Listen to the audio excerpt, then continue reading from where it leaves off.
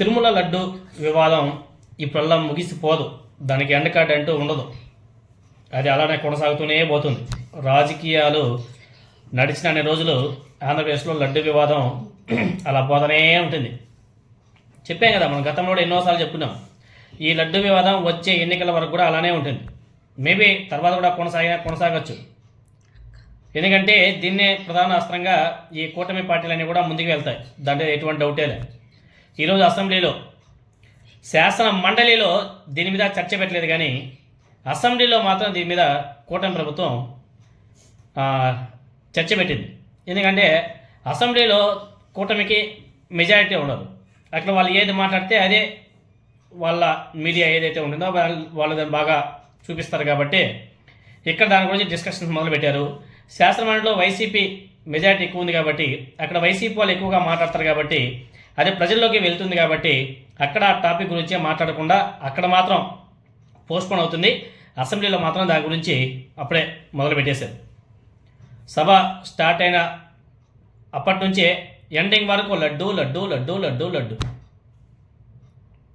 సభలో చేసినటువంటి ప్రతి ప్రధాన ఆరోపణకి ఆధారాలతో సహా ఎప్పటికప్పుడు వైసీపీ ట్వీట్ థ్రెడ్లు సోషల్ మీడియాలో బీభత్సంగా వైరల్ అయ్యాయి.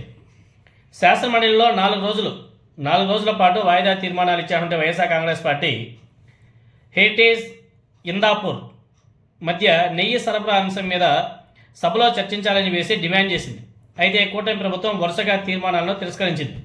తాజాగా తమకు అధిక బలం ఉన్నటువంటి అసెంబ్లీలో లడ్డు అంశం మీద చర్చ పెట్టినటువంటి ఈ కూటమి ప్రభుత్వం ఈ చర్చను ఏకపక్షంగా నడిపించిందని చెప్పేసి కూడా ప్రజలు కూడా ఆలోచన చేస్తున్నారు. అక్కడ కూడా ప్రతిపక్ష హోదాగా వైసీపీకి కల్పించి ఉంటే అక్కడ కూడా కొంచెం వాడావేడిగా ఉండేది. కానీ అక్కడ వైసీపీ వాళ్ళకి ఆస్కారం లేదు. సో అక్కడ తెలుగుదేశం పార్టీ నుంచి జనసేన తర్వాత బీజేపీ అందరూ కూడా ఒకటే రాగం. ఇంకా మీకు అందరూ కూడా తెలిసిందే. అదేవిధంగా లడ్డూలో జంతువుల కొవ్వు కలిసిందని చెప్పేసి ఆరోపణల మీద సుప్రీంకోర్టు ఆధ్వర్యంలో నియమించినటువంటి సిబిఐ సిట్ ఎలాంటి జంతు కొవ్వు ఆనవాలు లేవని చెప్పేసి చాలా స్పష్టం చేసిన విషయాన్ని కూడా మీకు అందరూ కూడా తెలిసిందే. అయినప్పటికీ కూటమి పార్టీలు, కూటమి ప్రభుత్వం అదే ఆరోపణలు పునరావృతం చేస్తూ మళ్ళీ అసెంబ్లీలో కూడా విమర్శలు చేసింది.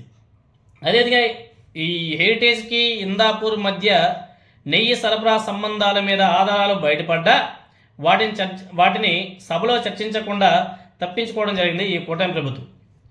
ఈ అంశం సోషల్ మీడియాలో విస్తృత చర్చ కూడా దారితీస్తుంది. దీని మీద వైసీపీ వాళ్ళు కూడా గట్టిగానే మాట్లాడుతున్నారు. అదేవిధంగా తిరుమల లడ్డు వివాదంలో మరోసారి జీవో నెంబర్ 338 ప్రస్తావన తీసుకొచ్చాడు నారా చంద్రబాబు నాయుడు గారు. వైఎస్ఆర్ 2 కొండలు అన్నాడు అని చెప్పేసి నారా చంద్రబాబు నాయుడు గారు మళ్ళీ 338వ జీవోని తీసుకొచ్చి చూపించాడు. 338 జీవో నెంబర్ 338 ఏమని ఉంటుంది దాంట్లో? తిరుపతిలో అంటే తిరుమలలో ఎన్నికలు కానీ రాజకీయాలకు స్థానం లేదు అని చెప్పేసి చాలా స్పష్టంగా ఉంది 338 జీవోలు. అక్కడెక్కడ కానీ కొండలో 2 కొండలు 3 కొండలు 4 కొండలు ప్రస్తావన లేదు. మరి నారా చంద్రబాబు నాయుడు గారు 747 746 అనుకుంటా ఈ 2 జీవోలను ఎందుకు చంద్రబాబు నాయుడు గారు ప్రస్తావించలేదు? 2 కొండలు 7 కొండలు అని చెప్పేసి దాంట్లో కూడా చాలా స్పష్టంగా రాసి ఉంది. వైఎస్ జగన్మోహన్ రెడ్డి గారు 2 జీవోలు విడుదల చేసి 7 కొండల పరిరక్షణ మీద స్పష్టత ఇవ్వడం జరిగింది. ఇప్పుడు జీవో నెంబర్ 338 పేరుతో మళ్ళీ పాత నాటకం తెర మీద తెచ్చాడు నారా చంద్రబాబు నాయుడు.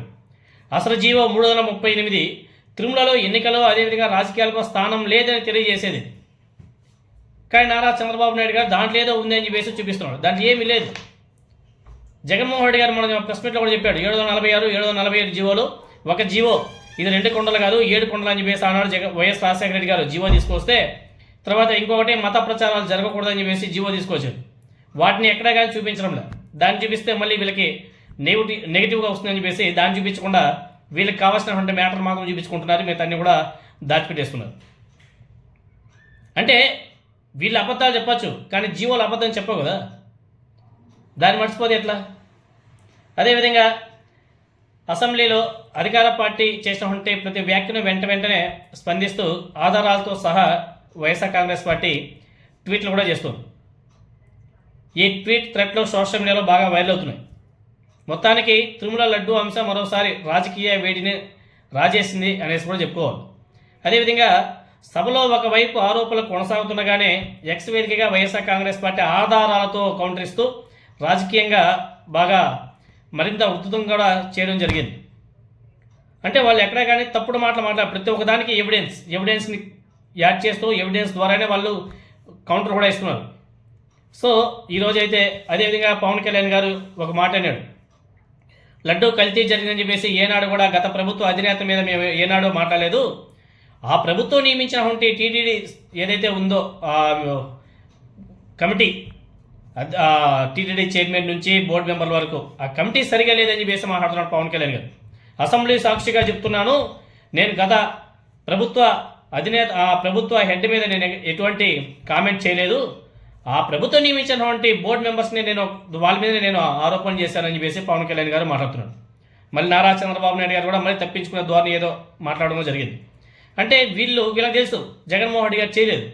మరి జనసేన పార్టీ అఫీషియల్ ట్విట్టర్ అకౌంట్లో జగన్మోహన్ రెడ్డి గారి ఫోటో పెట్టి కల్తీ లడ్డు జగన్ అని చెప్పేసి ఎందుకు ట్వీట్లు చేస్తారు జనసేన పార్టీ? పవన్ కళ్యాణ్ గారు అసెంబ్లీలో మాత్రం ఇలా మాట్లాడతాడు, ట్వీట్లు ఏమో ఇంకోలా చేస్తాడు, బహిరంగ సభలో మాట్లాడేటప్పుడు ఇంకోలా మాట్లాడతారు. అసలు వీళ్ళ రాజకీయాలు ఏందో, వీళ్ళ మాటలు ఏందో ఎవరికి అర్థం కావు. అన్నీ మాట్లాడేటన్ని